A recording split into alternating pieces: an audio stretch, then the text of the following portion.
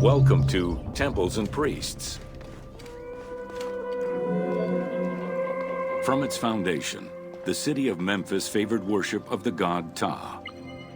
The main Temple of Ta was known as Ta, meaning Palace of the Ka of Ta. The name of the temple, translated into Greek as Aegyptos, would eventually evolve into the modern name Egypt.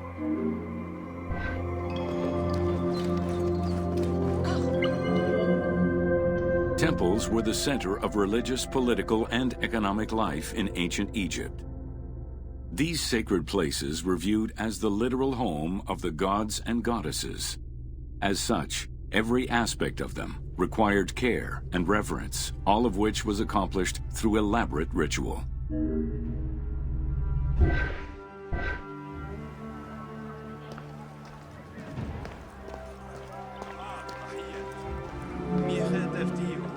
Located in the center of Memphis, the Temple of Tao was the most prominent and imposing building in the city.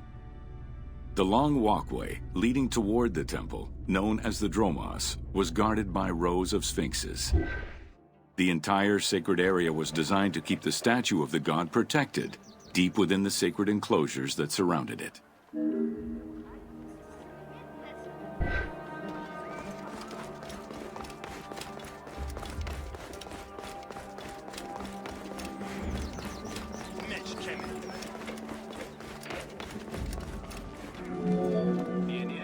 The Dromos opened into a courtyard, with the surrounding portico graced with columns carved to resemble palm trees.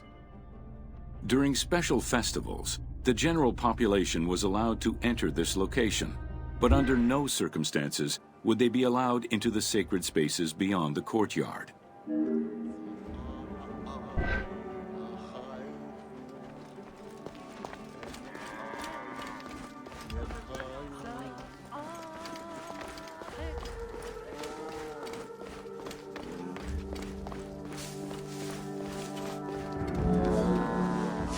The Memphis Alabaster Sphinx was discovered in 1912, almost completely buried in water and sand.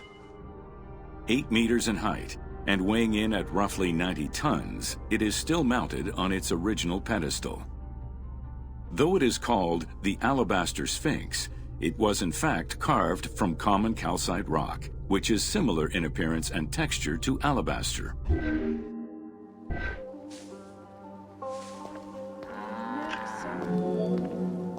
Erosion has destroyed the original engravings, making it difficult to determine when it was created.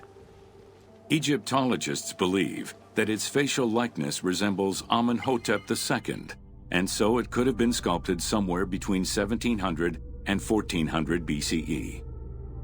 It is believed that this monument once stood outside of the Temple of Tao and was integrated into subsequent extensions to the complex.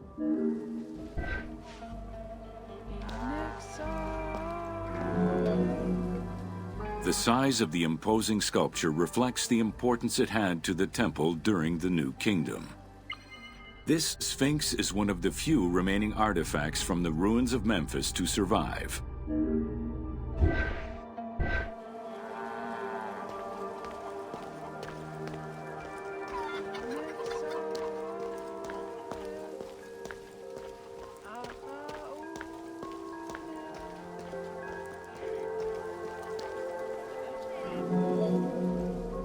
In Egyptian culture, some animals were associated with gods, while others were considered to be living gods.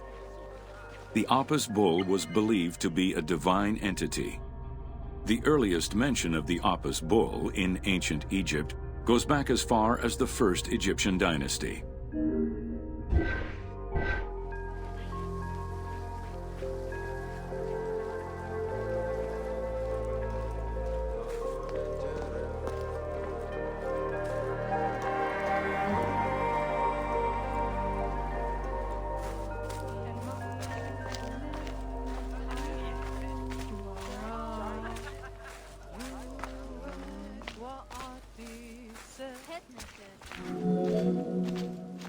Originally the symbol of fertility, the Apis bull was linked to the god Ra, with the image of the sun carried between its horns.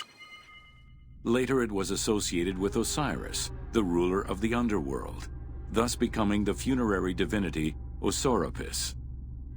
During the 18th dynasty in Memphis, the Apis bull's association with the city's deity earned it the title Herald of Ptah. The Apis bull was so revered that even Alexander the Great, upon his arrival in Memphis, gave honor to Apis.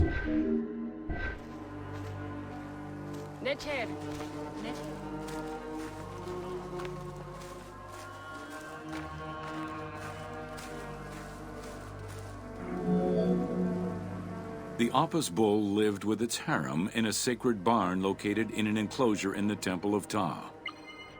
Each bull bore 29 signs representative of its divinity. Among them, the bull had an eagle-shaped mark on its back, a double tail hair, and a scarab-shaped mark under the tongue. The signs were intended to correspond with the lunar cycle. After its death, Egyptians would search for its reincarnated form among the livestock.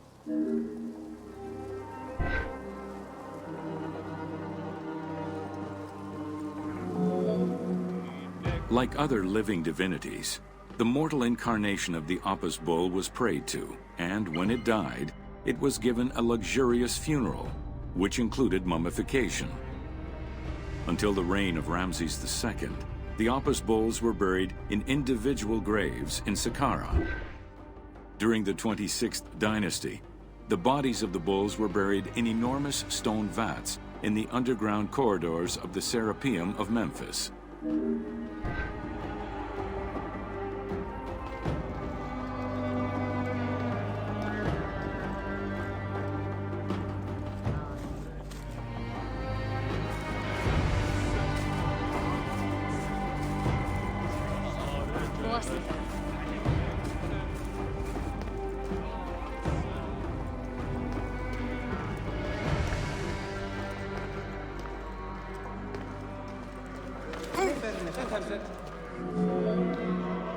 Ancient Egyptians believed that temple rituals were essential to maintain order in the cosmos and allow communication between humans and gods. The pharaoh was required to bring offerings as part of a twofold promise made to the gods: to remain a just ruler and to prevent chaos from entering Egypt.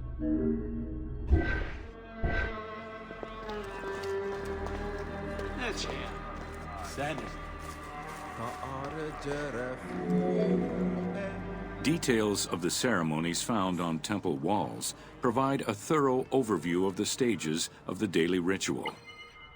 Performed 3 times a day to mirror human mealtimes, each step of the highly symbolic ceremony was accompanied by specific recitations, many of which referred to mythical events.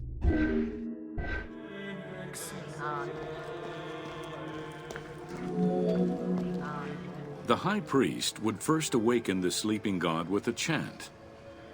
Then the seals of the shrine's doors were broken and the bolts drawn back.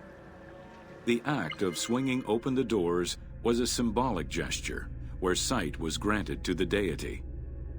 The priest would then bow and kiss the ground.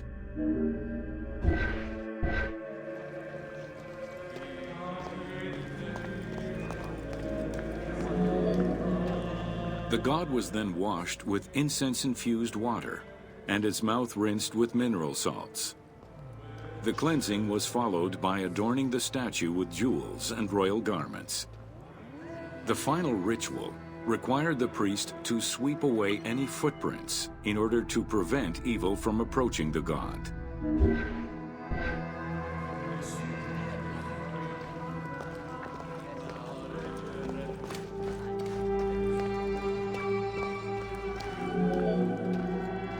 Heredity was the primary source of new recruits.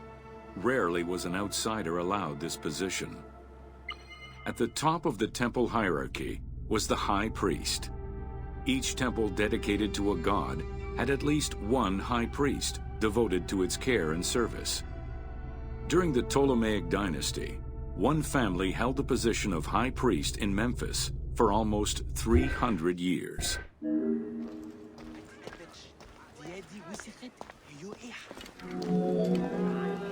High priest candidates made their way up the ranks of the temple hierarchy. The one chosen to occupy the lofty position of high priest was usually confirmed by the pharaoh. Several of the high priests were also important officials in the government. Families sharing the highest priesthood titles tended to make many alliances, thereby gaining more land and wealth. Shifting balances of power sometimes resulted in more or less open conflicts between the priesthood and the pharaohs.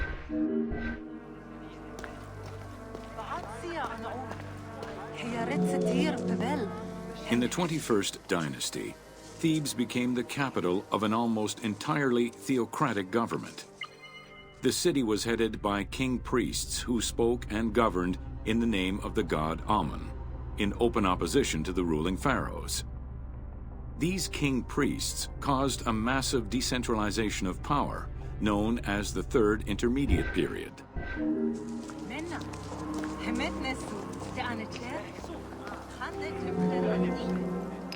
The educational institution in ancient Egypt was known as the House of Life. Attended by the offspring of the elite and the clergy, it was a place tailored to the social status of its attendees. The earliest references to this type of institution date back to royal decrees of the Old Kingdom.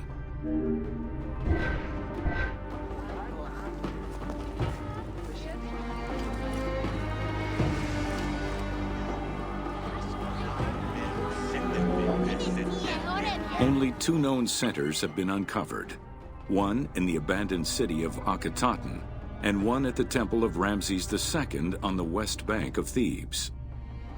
Inscriptions uncovered in those locations mention the names and titles of people who were connected with the House of Life, such as a chief physician and many scribes. It is presumed that by the late kingdom, every temple had a House of Life.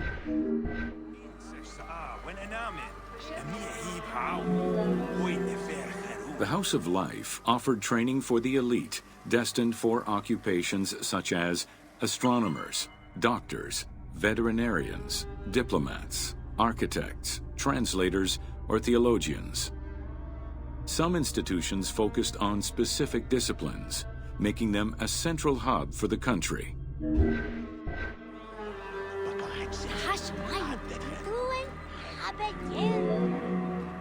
Not limited to instruction for young students, the House of Life was a source of reference for many scholars, with rooms dedicated to papyri of many disciplines. Because papyri were preserved there, the Greco-Romans referred to the House of Life as a library.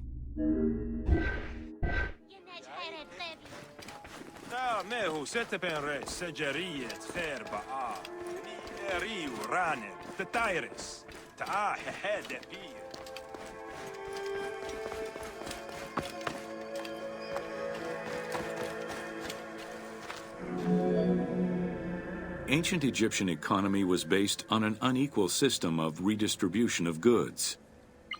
The state of Egypt collected the crops, and the temples distributed them throughout the provinces. Since the only people capable of counting and ensuring a fair redistribution were the educated scribes, this meant that the temples played a pivotal role in this process.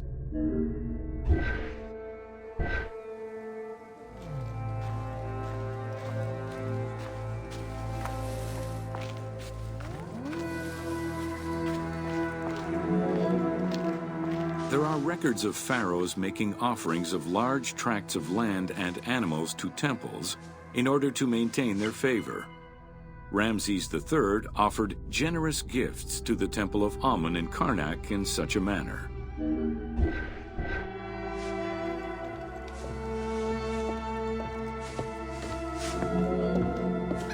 Palaces, warehouses, and granaries were built inside the temple compound to better control the redistribution of goods. The size of the recorded numbers of goods, combined with every other function filled by temples, only serves to confirm their might as economic, religious, and political centers of power within Egypt.